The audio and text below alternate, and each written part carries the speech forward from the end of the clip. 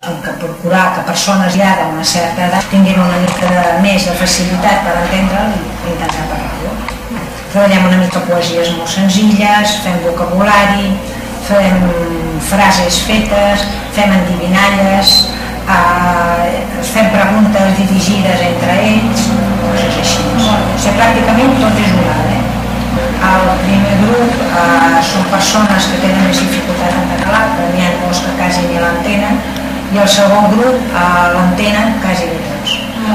Fem pràcticament els mateixos temes, el que passa que el primer grup més senzill i el segon grup doncs més vocabulari, preguntes potser una mica més llargues, se les fan entre ells, no les faig tant jo.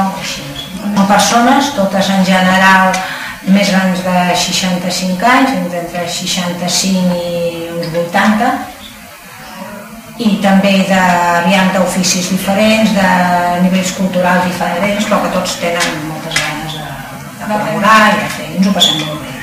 Parlen en castellà i jo els dic, en català, comencen una mica en català i d'anar tocant paraules, però normalment, si es deixa diàleg lliure,